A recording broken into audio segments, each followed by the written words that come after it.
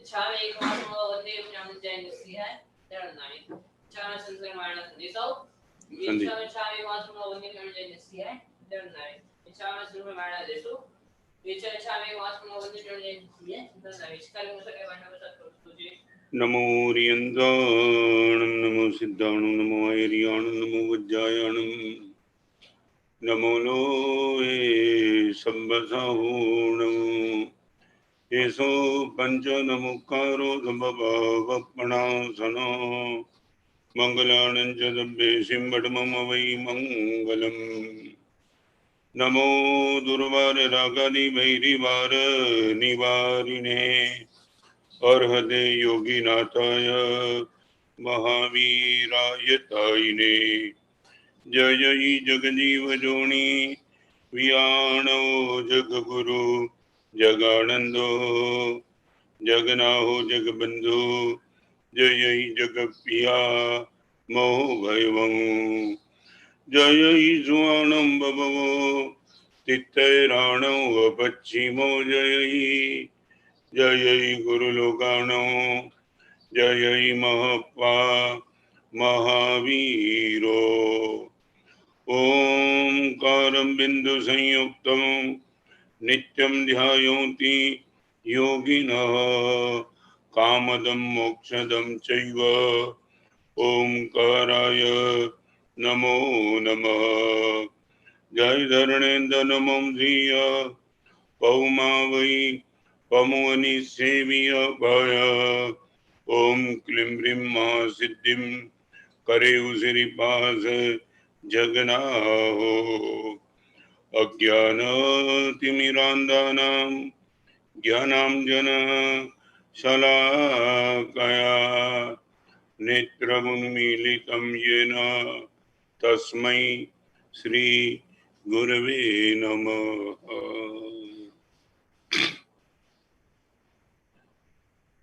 4 दिन से आज चौथा दिन है।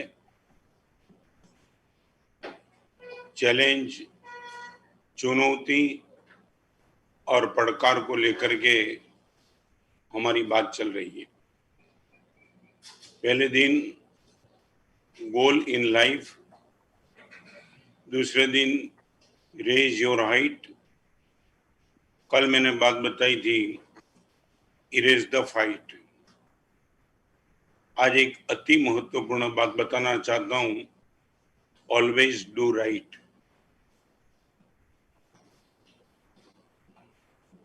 ये गलत करने का मन क्यों होता है, उसके लिए गलत करने का, गलत बोलने का, ये सब कुछ मन होता है।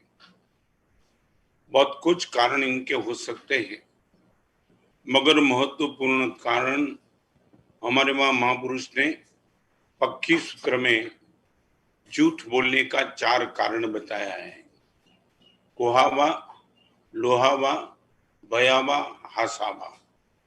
आदमी या तो क्रोध से गलत करता है, या तो भय को लेकर के गलत कर देता है, या तो लोभ को दे करके गलत कर देता है, या तो मजाक में गलत कर देता है। अप्रैल फूल क्या होता है? कुछ नहीं, बस झूठ बोलना, कारण कुछ नहीं है मगर मजाक।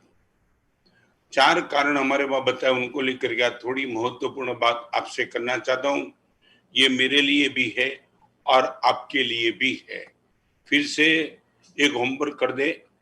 क्रोध से, भय से, लोभ से और मजाक से, कोहावा, लोहावा, भयावा, हासावा, 4 कारण से झूठ बोलने का भी मन होता है और मे बी पॉसिबल गलत करने का भी मन होता है। मैं आज पहले नंबर में आपसे एक थोड़ा सा प्रश्न पूछना चाहता हूं, मेरे लिए भी और आपके लिए। Universal truth.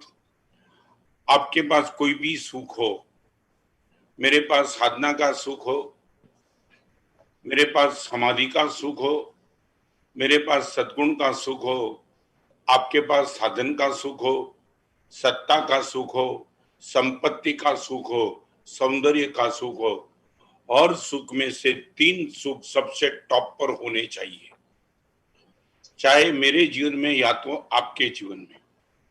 शायद आपने सुख का जो भी लिस्ट बनाया उस लिस्ट में ये नाम शायद नहीं होंगे, मगर मैं आज आपको वो नाम बताना चाहता हूँ। ये 3 सुख यदि आपने सब पे टॉपर रख दिया तो चौपड़पट्टी भी आपको कभी दुखी नहीं कर पाएगी।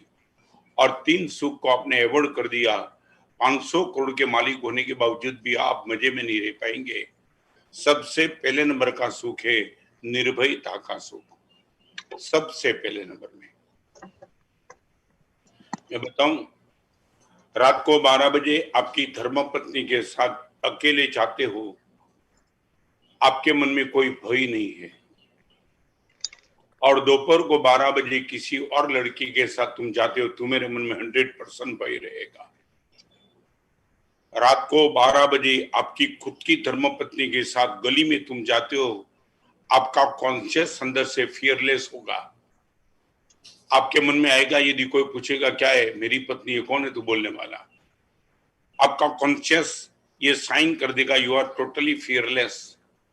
और दोपहर को 12 बजे भर धूप में शायद अकेले तुम गली में जाते हो, आपको देखने वाला कोई नहीं भी होगा, मगर अंदर कहीं ना कहीं आपको भय तो रहेगा कि ये मैं गलत कर रहा हूं। I would like to ask you, आपके पास निर्भयता का सुख है क्या? सबसे पहली बात मैं आपको करना चाहूंगा, 2 नंबर के पैसे। आप बिजनेस करते हो, लोभ है ना, आप 2 नंबर के पैसे के पीछे क्यों भागते हो? क्योंकि लोभ है आपके मन में। और ज्यादा संपत्ति, ट्रैक पे चलूंगा, नीति के मार्ग पे चलूंगा, इतनी संपत्ति शायद नहीं होगी, शॉर्ट टाइम में मैं अबजपति बनना चाहता हूं, और इसलिए आपने नजर दौड़ाई 2 नंबर के पैसे पे, गलत ट्रैक पर। मैं आपको दावा के साथ कहना चाहता हूं, चाहे आपके पास 1000 करोड़ होंगे, मगर आप शांति से बैठे और उसी टाइम यदि आपके घर में मेहमान आया, मेहमान समझ गए तुम,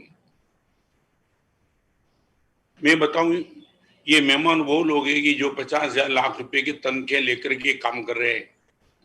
आप 500 करोड़ के मालिक और 1 लाख रुपए की सैलरी लेकर के यदि कोई आता है, आप इनको हाथ जोड़ देते हो, आइए आपके लिए क्या लाऊं, और अंदर बंद कमरे में जाकर के आप सेटलमेंट करते हो। ये गरीबी, ये भिखारीपन, ये दीनतापन क्यों? मगर आपके पास यदि 1 नंबर के पैसे होते तो दुनिया में बोलते तुम आ जाओ, तेरी ताकत है, पूरा का पूरा जो भी देखना है देख लो, I am totally fearless.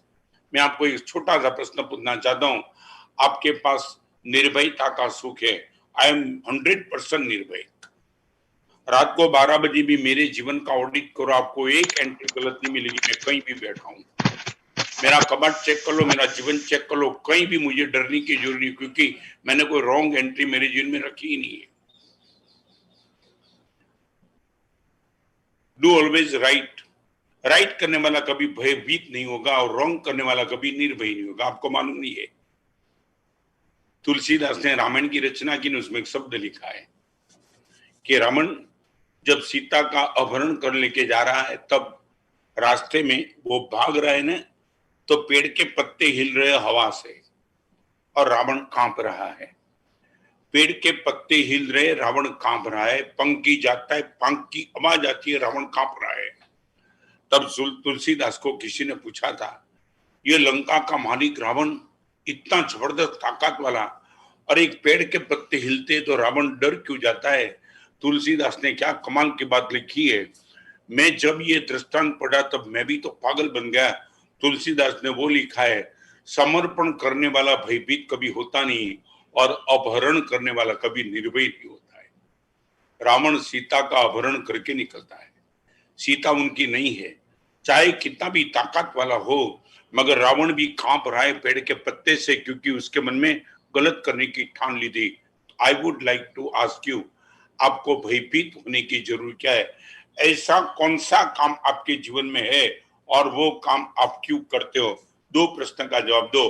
500 crore की मालिकी आपको यदि भयभीत होने के नाते से आपको आनंद महसूस नहीं कराती है,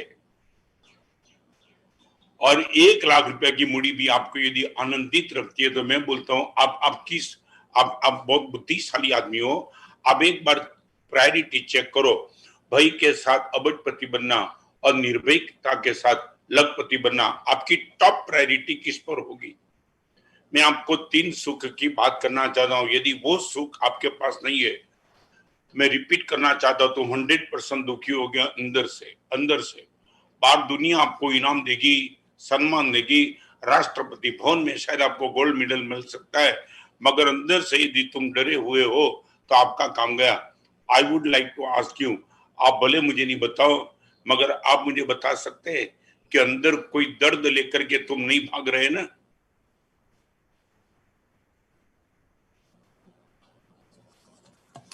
न आंख से छलकते हैं, न कागज पर उतरते हैं, न आंख से छलकते हैं, न कागज पर उतरते हैं। कुछ दर्द ऐसे भी होते हैं जो भीतर ही भीतर पलते हैं।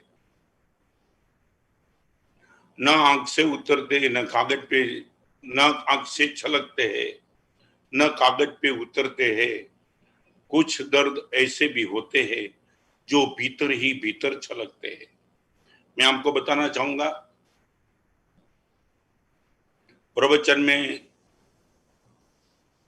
इतने टाइम से प्रवचन रहे, दैट मीन्स आप वो हाइट पे गए, मैच्योर बन गए, वो जान के मैं आपको बताना चाहता हूं, जिसका और स्त्री के साथ संबंध बना रहा,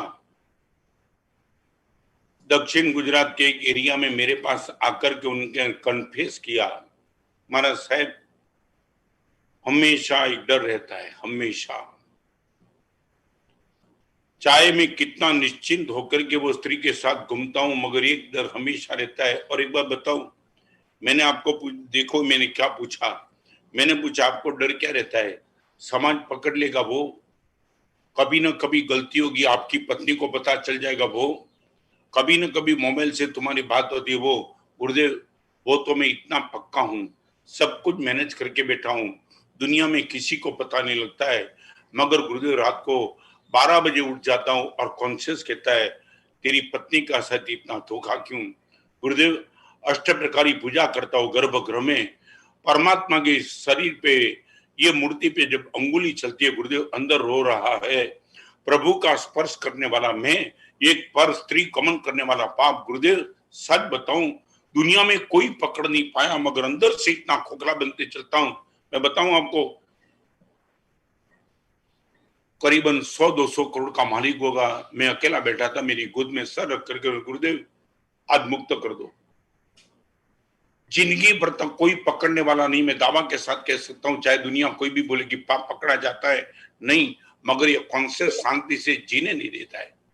गुरुदेव आपके प्रवचन में आता हूं और करीबन चातुर्मास में गुरुदेव 12 लाख रुपए का खर्च मैंने किया, मगर मुझे आनंद नहीं है। जब आपका सर मेरे सर पे होता है, आपका हाथ, तब अंदर से लगता है क्या पागलपन लेकर के बैठा हूं, एक नंबर का व्यभिचारी, और गुरुदेव का आशीर्वाद क्या कर पाएंगे?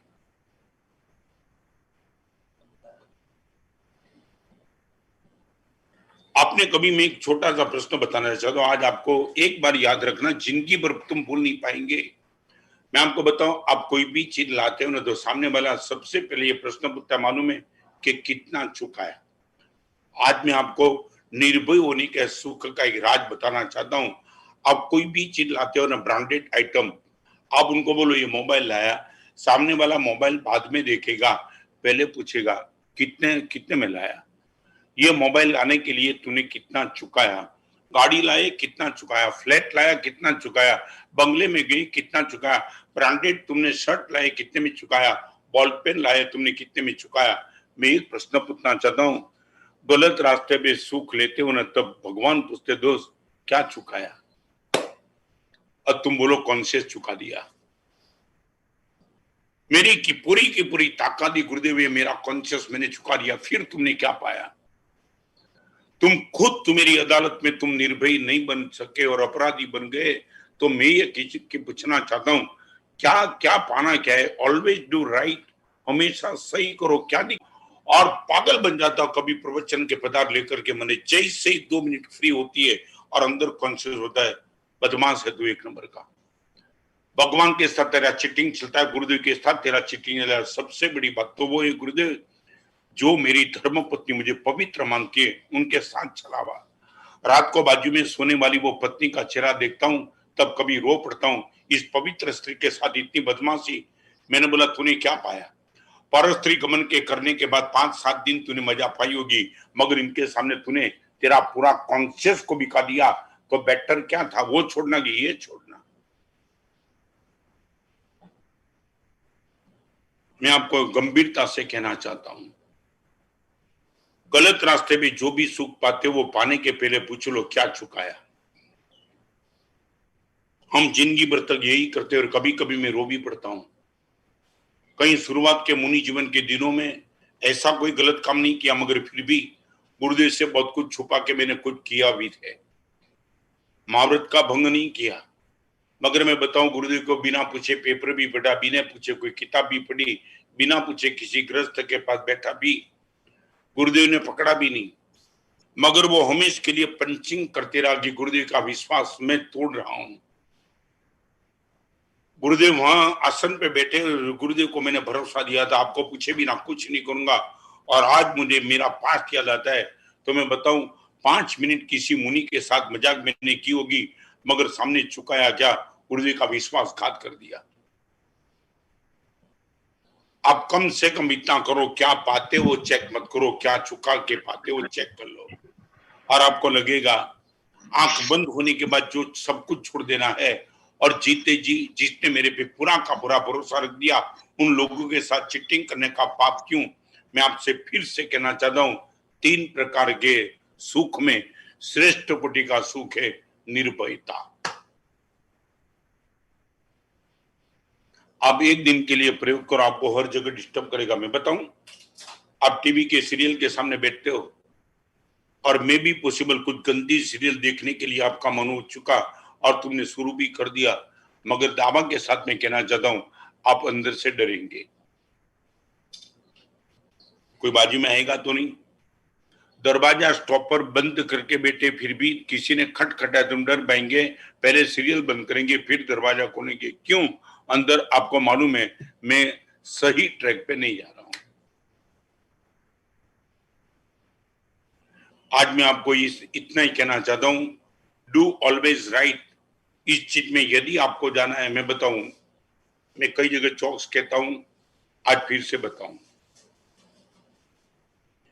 फिर और 2 सुख की बात करूंगा। आज वो टॉप लेवल पे जाना चाहता हूं। ये चीज यदि तुम कॉम्प्रोमाइज न करेंगे, मैं लिटरली कहूंगा, ये 3 सुख वाले का मौत भी सुधर जाता है, और 3 सुख नेता नहीं है उनका जीवन भी बिगड़ जाता है। 3 सुख लेकर के बैठने वाले का मौत भी तो सुधर जाता है, और 3 के साथ जिसने कॉम्प्रोमाइज किया उनका पूरा जीवन बिगड़ के खत्म हो जाता है।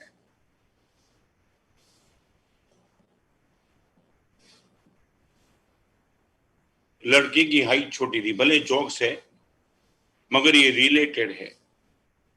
लड़के की हाइट छोटी थी, पिताजी ने कहा कि आधी टिकट में अहमदाबाद पहुंच जाएगा।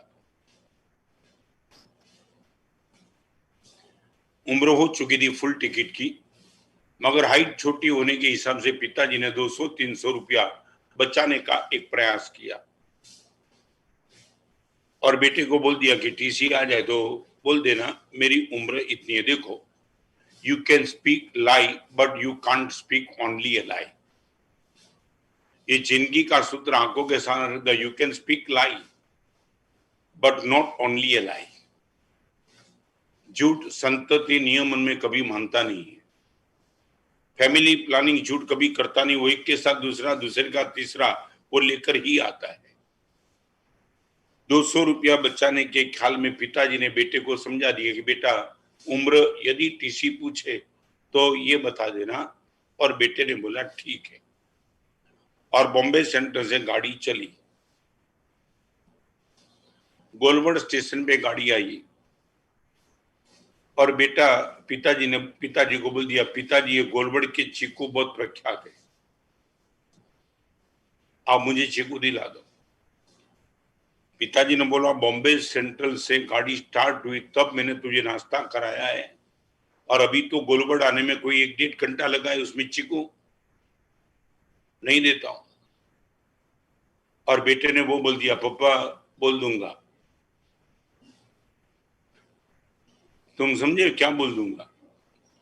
बेटे ने पिताजी को डरा दिया, पिताजी टीसी आएगा तो बोल दूंगा मेरी पूरी उम्र। ये ब्लैकमेल कर दिया और बाप ने चिकू दिला दिया। ये आगे की कथा में बहुत नहीं लंबाना चाहता हूं। गोलबड़ जाने के बाद सूरत आया, सूरत में घारी मांगी, बरोड़ा आया, चिवड़ा मांगा और हमेश के लिए बोलता रहा पिताजी बोल दूंगा। और बरोड़ा क्रॉस किया तब पिताजी को लगा 500 रुपए का हरामखोर ने नाश्ता खा लिया, इसे तो 200 रुपया टिकट का दे दिया तो अच्छा होता था। और सबसे बड़ी बात तो वो बताना चाहता हूं, ये 200-500 की बात छोड़ दो, मगर सबसे बड़ी बात तो वो बताना चाहता हूं, हर स्टेशन पे कोई भी नया आदमी ट्रेन के डिब्बे में चढ़ता था और पिताजी को उसमें टीसी का दर्शन होता था। मैं ये पूछना आपको चाहता हूं, 500 किलोमीटर की जर्नी 200 रुपया देकर के निर्भयता से होती है, तो 200 रुपया बचाने के बाद 500 रुपया की जर्नी भय के साथ होती है। तुम प्लस माइनस तो कर सकते हो कि नहीं? If you are giving 200 rupees more, fearless journey, Ahmedabad तक मर्दानगी के साथ तुम जर्नी करेंगे।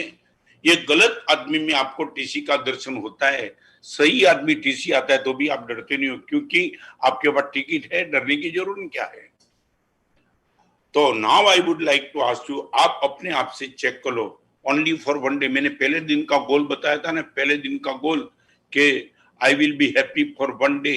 आज एक बात, ओनली वन डे, एक दिन के लिए तुम तय कर लो, एक दिन के लिए मैं झूठ कुछ नहीं करूंगा, ओनली फॉर वन डे।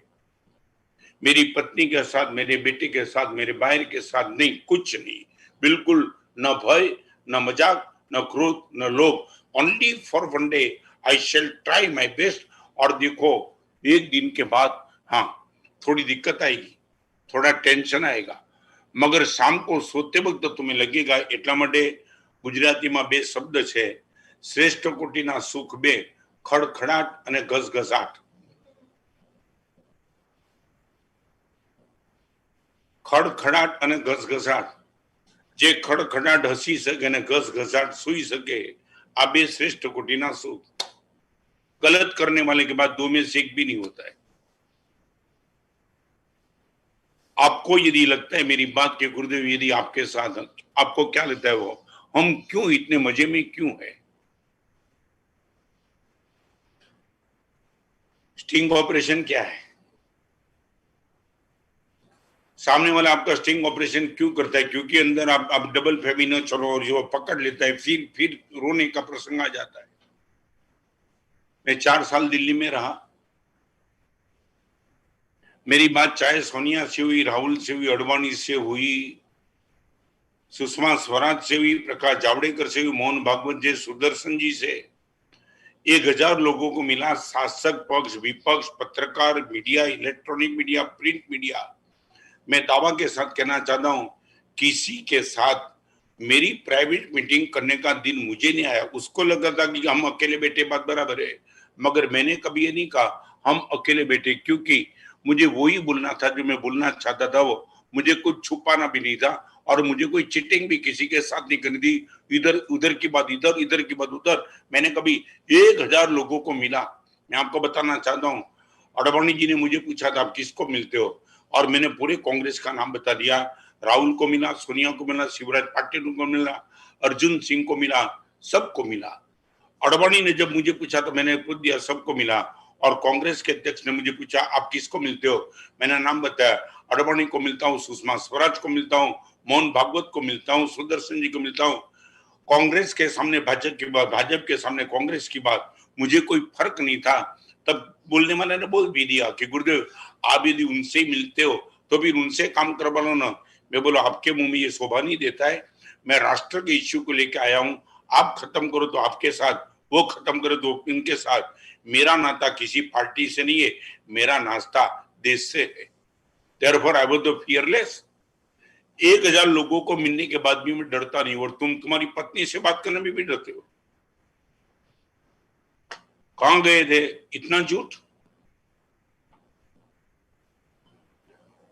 आज मैं आपको प्रैक्टिकल बताना चाहता हूं। और भी एक बात बताओ प्लीज, चलो और आपके सामने मैं नीचे उतर जाता हूं। आज आपके परिवार के किसी सदस्य के बाद झूठ नहीं बोलेंगे, ओनली फॉर वन डे।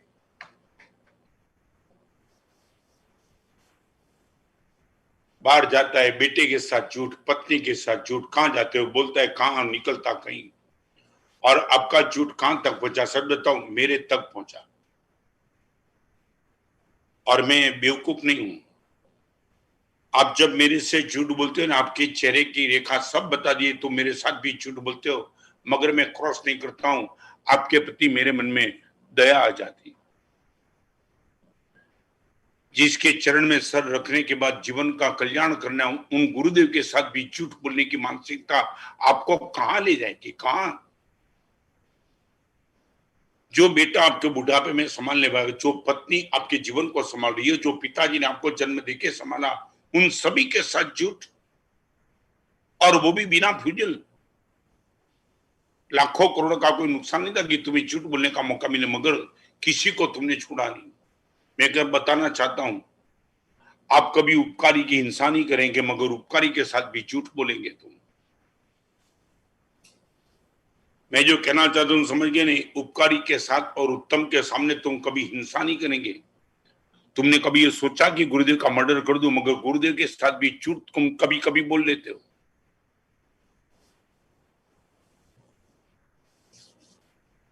क्यों? 1 महीने के बाद दिखाई पड़ा, नहीं गुरुदेव बहुत बिजी था, थोड़ी धर्मपत्नी बीमार थी, ये झूठ। मुझे कोई काम नहीं था, मैंने ऐसे ही पूछ लिया। 1 महीने तक तुम दिखाई नहीं पड़े, ऐसे तो 15-15 दिन पे आते थे, आज 1 महीना हो गया। आपको बोलना था गुरुदेव कुछ कारण नहीं था, प्रमाद था, कारण कुछ नहीं था। यदि आपके पास आना चाहता था 100% आ सकता था, मगर वो टॉप प्रायोरिटी आपके पास आने की न दी। गुरुदेव जो भी दंड देना है, प्रायश्चित देना दे दो, मगर मैं आपके सामने झूठ तो नहीं बोलूंगा। मगर 1 महीने में तुम क्यों कभी नहीं आए, और तुमने पूरा का पूरा प्लानिंग गुरु के सामने झूठ का कर दिया।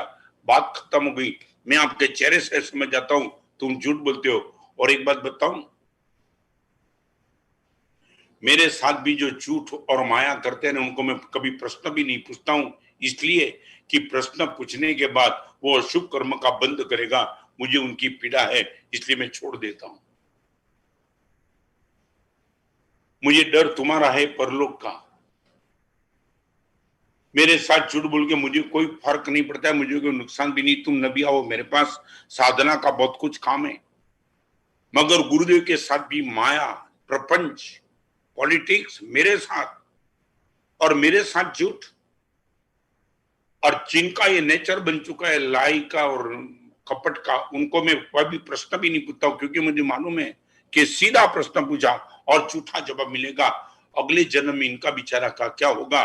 और उनको लेकर के मैं कुछ नहीं बोलता हूं। वो जब बोलता है मैं डोक हिला देता हूं, ठीक है चलो आगे। मैं बोलता भी नहीं और क्लैरिफिकेशन करता है, गुरुदेव 1 महीना हो गया, वहां गया था, वहां गया था, पेमेंट डूब गया था, बिजनेस का, हर झूठ, हर झूठ। गुरुदेव के साथ ये चीटिंग। मैं रिपीट करूं, कोई भी ग्वाला दूसरे को देने के दूध में पानी डालता होगा, खुद के पीने के दूध में पानी डालता है।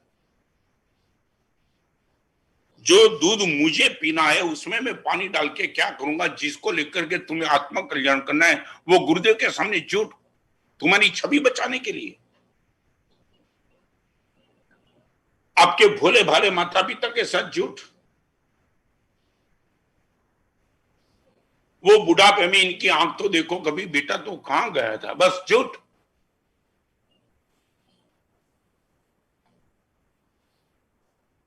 तुमने कितनी बार झूठ बोला, पिताजी ने तुमने संभाल लिया, और पिताजी के साथ, मां के साथ, और तुम्हारा विश्वास। एक बात तुमने कही दो,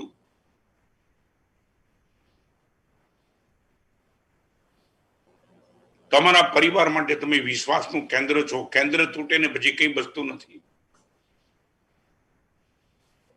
आपके परिवार के लिए तुम भरोसा का केंद्र स्थान हो, सेंटर पॉइंट, वो तोड़ने का पाप कभी मत करना। योर फैमिली मेंबर्स, वो आपका सेंटर पॉइंट है, सेंटर पॉइंट। मेरे पिताजी और मेरे साथ झूठ कभी नहीं बोलते, और उनके साथ झूठ तुमने क्या पाया? मित्र को संभालने के लिए बाप के साथ झूठ बोले, ये मेरा प्रवचन जो लड़के और लड़की सुन रहे हो उनको मैं कहना चाहता हूं, तुम्हारे बॉयफ्रेंड को संभालने के लिए तुमने तुम्हारी मम्मी के साथ झूठ धोखा दे दिया। मैं सबकी बात नहीं करना चाहता, मगर मुझे जो समाचार में जो लड़की ने खुद ने बता दिया, हमारा साहब हम कॉलेज में जाते हैं ना, तो घर से निकलने बाद कपड़े अलग पहन लेते और वहां जाकर के कपड़े अलग पहनते। ये हुआ है। एक मां के साथ झूठ। शालीन कपड़ा मां ने बोला था, पिताजी ने बोला था कि ऐसे कपड़े पहन के मत जाना, दूसरे को अट्रैक्ट कर सके, और माँ बाप को खुश करने के लिए वो कपड़ा पहनना है, और आधे रास्ते पे कपड़ा चेंज करके बदमाशी के कपड़े पहनने। इस माता पिता के साथ झूठ। मम्मी बोलती है कहां जाना है, बस यहां जाती है, और जाती है कहां? कैबरे डांस में, क्लब में, कहां? मां के साथ।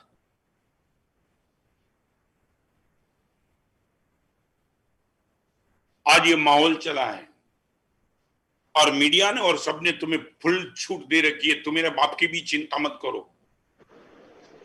दिल्ली में जो सेक्स शेड्यूल का सिलेबस आने वाला था, वो सिलेबस में एक लाइन थी कि ये सिलेबस पढ़ते पढ़ते तुम्हारे माता पिता तुम्हारी बाजू में आ जाए, उनकी शर्म मत रखना। मैं सिलेबस का कोट करता हूं। सिलेबस में वो लिखा था कि शर्म ने हिंदुस्तान को खड्डे में डाल दिया है। ये सिलेबस आने वाला था तुम्हारे घर पे तुम्हारे बेटे को पढ़ाने के लिए कि शर्म ने हिंदुस्तान को खड्डे में डाल दिया है। माने ये सिलेबस तुम पढ़ो और तुम्हारे माता पिता तुम्हारे बाजू में, उनकी आंखों की शर्म मत रखना, मर्दानगी से पढ़ना। माने मर्दानगी से कपड़े निकाल के नंगे होके नाचना तुम्हारे माँ बाप के सामने। और ये एजुकेशन के लिए तुम बेटे को तुम पढ़ा रहे। सीबीएसई का एक कोर्स था।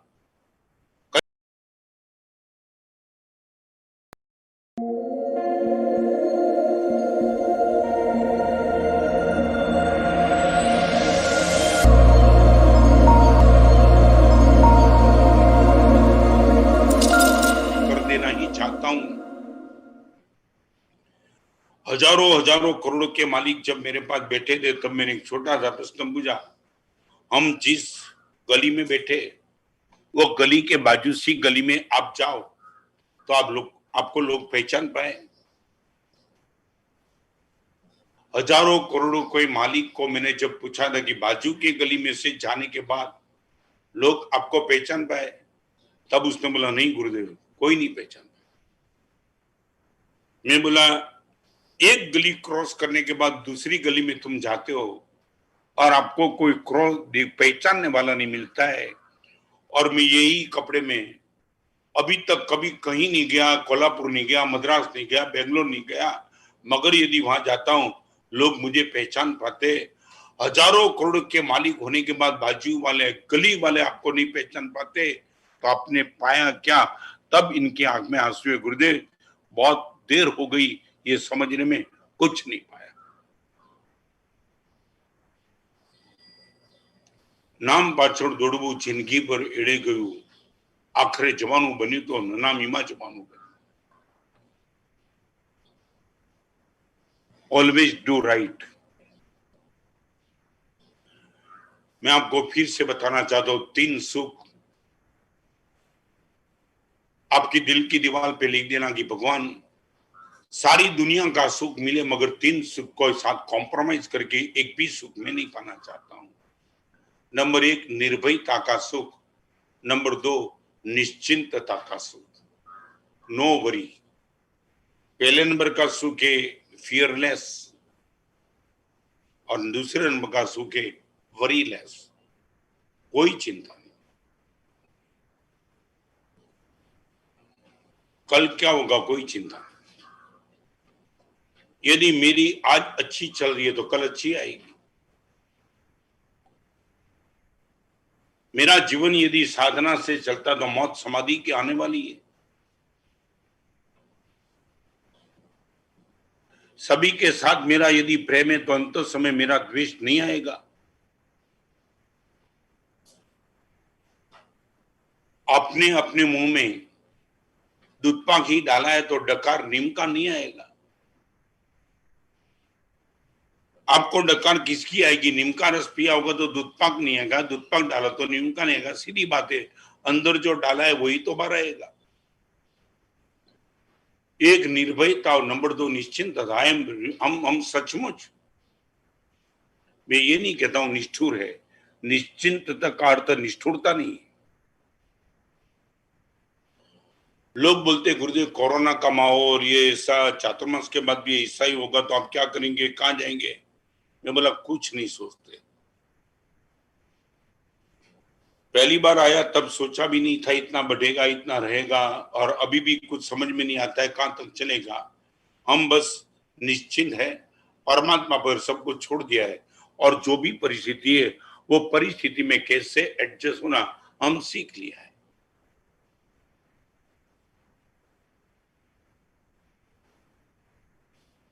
मैं पहला पण कीधुं तुं ने आजे पण कहूं,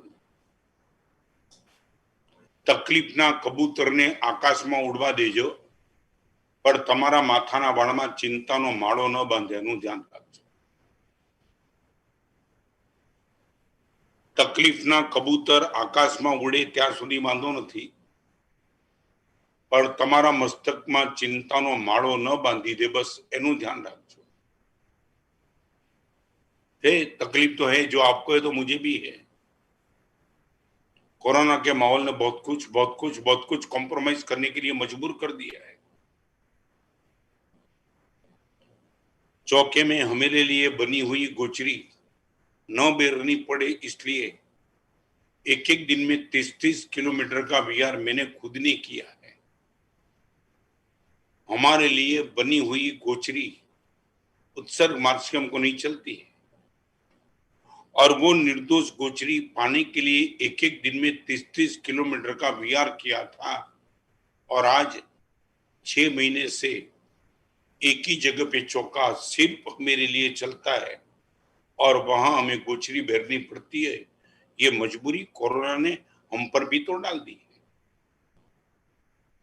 इस गीतांजलि उपासक के बिल्कुल बगल में 100 कदम दूर शंखेश्वर पार्श्वनाथ भगवान का भव्यतम मंदिर होने के बावजूद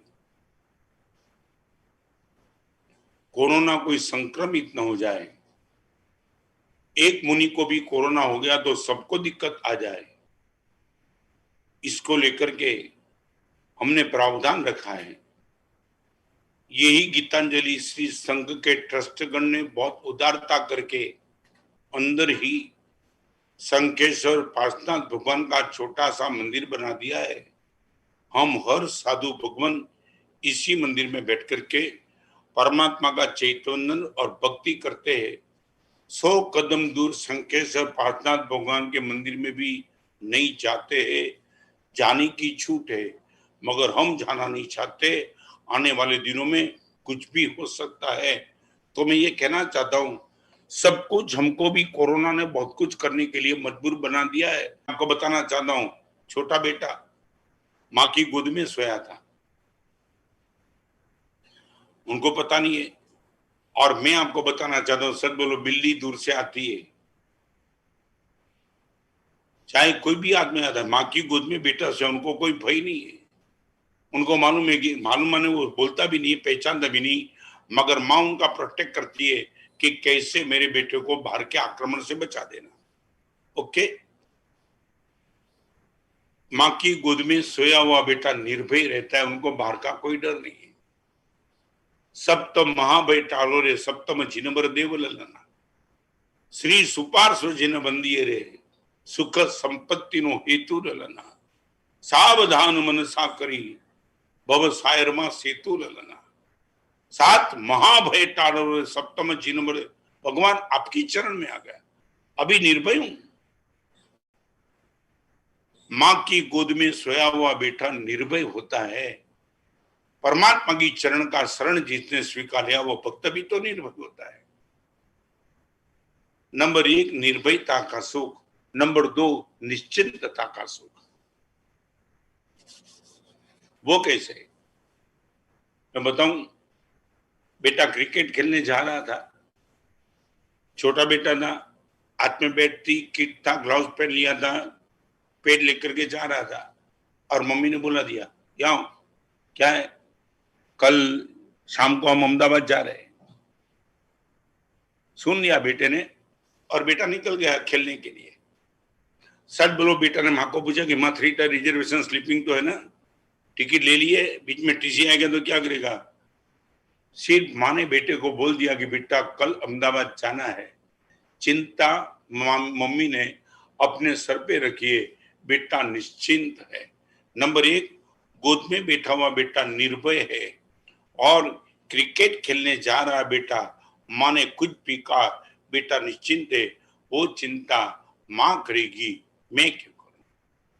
जिस दिन से गुरुदेव के चरण में आए, हर चिंता गुरुदेव ने अपने सर पे लिए, निश्चिंत हूं। भगवान के शरण में निर्भयता मिलती है, गुरु के चरण में निश्चिंतता मिलती है।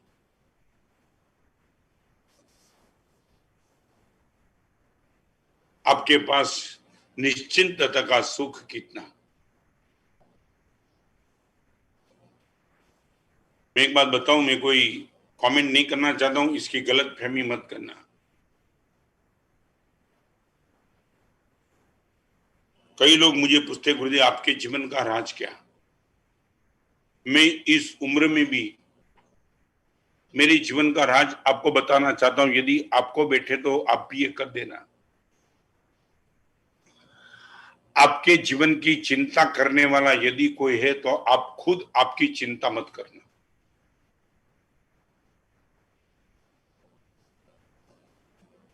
आपके जीवन की चिंता करने वाला यदि कोई है तो आप आपके खुद की चिंता मत करना।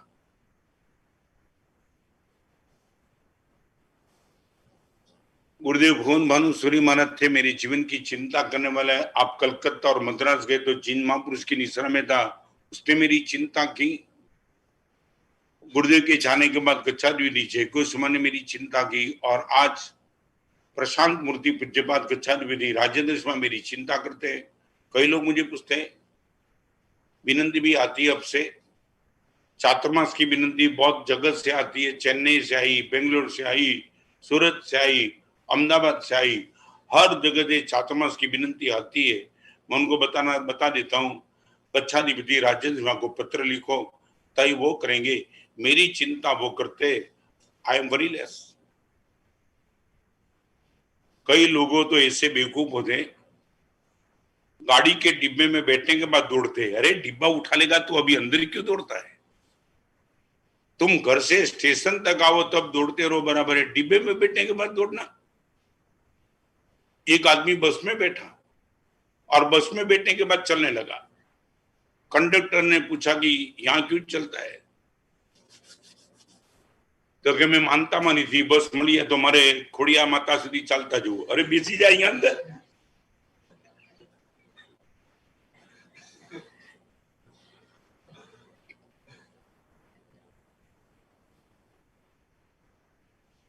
तुम कभी मुनि को मिलो ना, मेरे पास स्वाध्याय कितना है मत पूछना। गुरुदेव आपने वर्तमान तप की उल्लेख कितनी की, मैंने जवाब दूंगा, किसी भी मुनि भगवान को उनकी साधना की बात मत करना, क्योंकि साधना के पास यथाशक्ति शब्द लिखा है। किसी मुनि को कमजोर मत मानना। दीक्षा लेने के बाद अब तक नौकरसी से आगे पचकान नहीं किया तो किसी मुनि को पूछना मत कि आपके जीवन का तप क्या था। हमारे वहां साधना के लिए अनकंडीशनली साधना नहीं लिखी है, शब्द लिखा यथाशक्ति। तुम तो इतना पोस्टमार्टम करते कि मास्तुस मुनि मिले तो तुम पूछते आचार्य पढ़े क्या, किया क्या तुमने? अरे केवल नानी बन गई, क्या आचार्य पढ़े? किसी मुनि को साधना से उनके जीवन को मापने का पाप कभी मत करना। कई मुनि ऐसे जो प्रवचनकार नहीं है। और मैं आपको सिद्ध प्रावृत नाम के ग्रंथ का एक कोटेशन बताना चाहता हूं ताकि आपको विश्वास में से। हमारे वहां सिद्ध प्रावृत नाम का ग्रंथ है। वो ग्रंथ में एक शब्द लिखा है कि अनंत केवलनानी आज तक ऐसे हो गए जिसने कभी एक प्रवचन भी नहीं दिया था।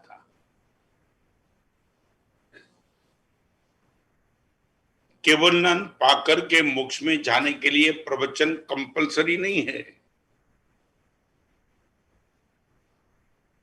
और तुम तो मुनि को यहां चेक करते हो, महाराज दीक्षा का कितना साल हुआ? 30 साल, प्रवचन नहीं करते हो।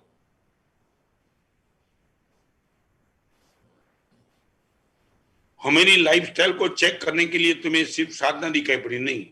ये मैं 3 सुख कहता हूं ना, हर मुनि को इंटरव्यू लेना, आपको 3 सुख की मास्टरी दिखा पड़े, नतमस्तक हो जाना।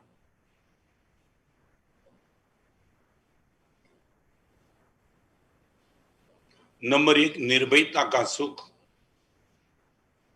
नंबर 2 निश्चिंतता का सुख, और तीसरे नंबर में श्रेष्ठ कोटि का सुख निर्मलता का सुख, प्योरिटी।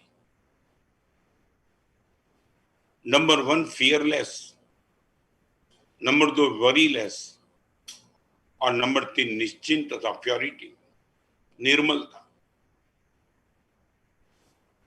मेरी निर्मलता अलग है और आपकी निर्मलता अलग है। आपका श्रावक जीवन है, 12 व्रत में चौथे नंबर का व्रत आपके लिए स्वदारा संतोष परस्त्री गमन वीरमण व्रत।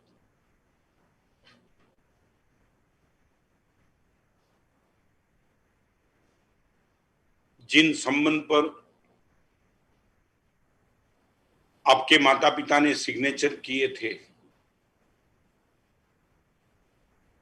जिस पति पत्नी के संबंध पर आपके माता पिता की सम्मति थी नंबर 1, जिस पति पत्नी के संबंध पर समाज की सही थी नंबर 2, जिस संबंध पर आपके संस्कार की सम्मति थी नंबर 3, और जिस संबंध पर धर्म व्यवस्था की सम्मति थी नंबर 4। आपका पति पत्नी का संबंध 4 सिग्नेचर से यदि पास हो गया हो, मैं किसी पर अटैक भी नहीं करना चाहता हूं और कोई कमेंट भी नहीं करना चाहता हूं, ये गलत है ये सही है, मैं कुछ नहीं कहना चाहता हूं।